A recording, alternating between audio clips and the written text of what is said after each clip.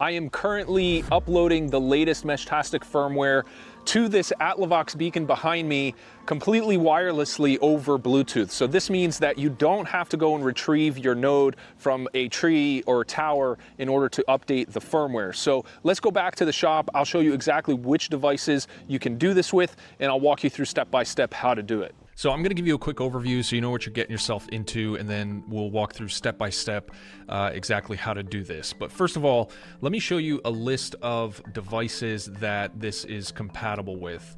So I'm just on the flasher.meshtastic.org website. This is how you would typically flash your Meshtastic device if you were connecting it directly to your computer. We're not going to be using that today. I just want to show you this device list because it has a nice illustration of all compatible Meshtastic devices. If I filter for NRF52, you might be asking what the heck is an NRF52? That is the actual microcontroller unit that is on the board. So for example, this is a rack WizBlock. Rack is the name of the company that makes this, but the microcontroller they use on this board is actually made by a company called Nordic. So the Nordic NRF52 MCU is a very popular device for Meshtastic radios because it's very power efficient. So we can see this works on the rack WizBlock 4631. That's the radio we use in the Atlivox beacon as well as the Atlivox M1 radio. But this will also work on the T114 from Heltec, the T1000E from Seed Studios, as well as all of these other devices here. So the way this works is you'll download the firmware to your phone, then you'll install the NRF firmware update app from Nordic, so it's a Nordic specific app.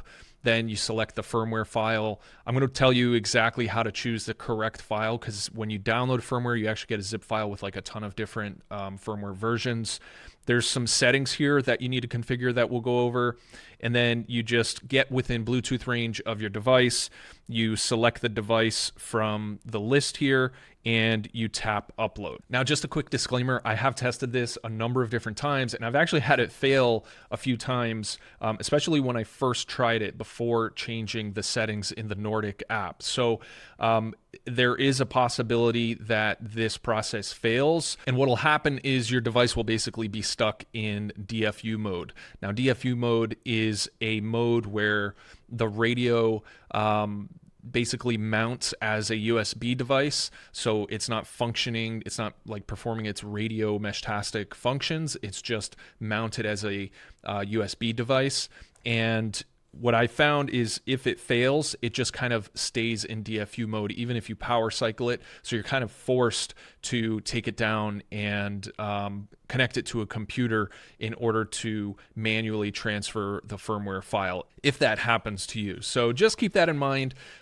This isn't completely fail-safe, but if you follow the settings that I've set for the Nordic app, it has run reliably for me. I've tested it several times that way. Now let's walk through step by step how to do this. So initially you're going to need an internet connection to download the firmware and install the app. So let's do that now, and then there will be a point where you can basically go off grid in order to perform the firmware update. So first, go to meshtastic.org, tap download. And by the way, this is pretty similar to Android or iPhone, so I'm just going to show you on iPhone. We're going to scroll down to the firmware section. You can choose the stable version, which I recommend, or if you want to do the alpha version that has some of the more recent updates, kind of bleeding edge updates, you can do that. So I'm going to select the stable version. Now, I actually have the GitHub app installed on my phone, and if I tap this, it's going to open the app. So I'm just going to long press on this and select open in new tab, just so it stays in the browser and we can download it directly in the browser. If you don't have GitHub, you don't have to worry about that. It'll just open it in a new tab automatically. So GitHub is basically the developer's repository for all of the files and development updates and kind of keeping track of all the changes that are made to the firmware and the website and all of that stuff. There's a lot of stuff.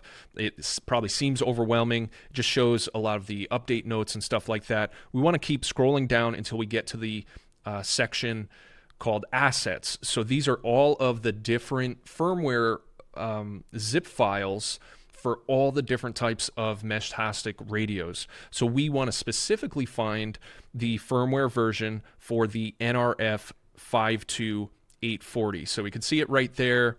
We're going to tap it, and it's going to ask if we want to save it to the device. We do.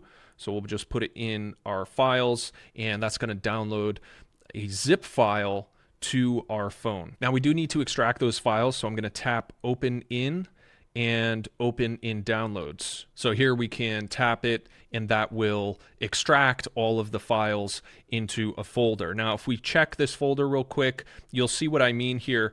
There are a ton of different files here for all the different types of devices. So I'll show you how to quickly filter this list so you're selecting the correct firmware file, because it's not the same one that you use when you're updating firmware over a USB cable. We want the over-the-air or OTA version. So I'll show you that in a little bit. Next, we can tap Select Device and wait for the device to show up on the Bluetooth list. Then we'll tap our Meshtastic device and tap Upload.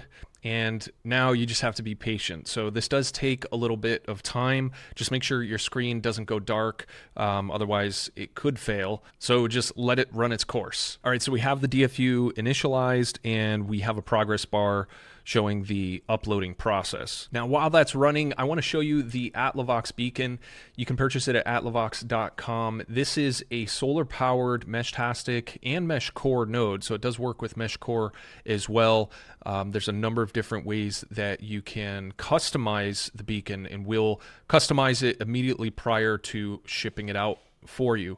So this is something that you would set up in a remote location just to reinforce your mesh, and it runs 24/7. It has a 5-watt solar panel on here and a 5,000 milliamp hour battery. So it's a really rugged device. It's all laser cut aluminum, powder coated frame. You can adjust the solar panel separately from the mounting surface. You've got an antenna rail up at the top for a ton of different mounting configurations. So there's all sorts of different ways that you can set up your Atlovox beacon. So if you want to check one of those out, you can check out the links below or go to atlovox.com. All right, so that was successful. The node will reboot automatically, and you'll be good to go with your new firmware version. Now, again, there is a chance that you get a failure for whatever reason. I've had success by changing that packet setting, but worst case scenario, you will have to just retrieve the node and connect it to a computer in order to manually flash the firmware. So I hope this video was helpful and gives you a chance to flash your firmware over Bluetooth. So thanks for watching, and I'll see you in the next video.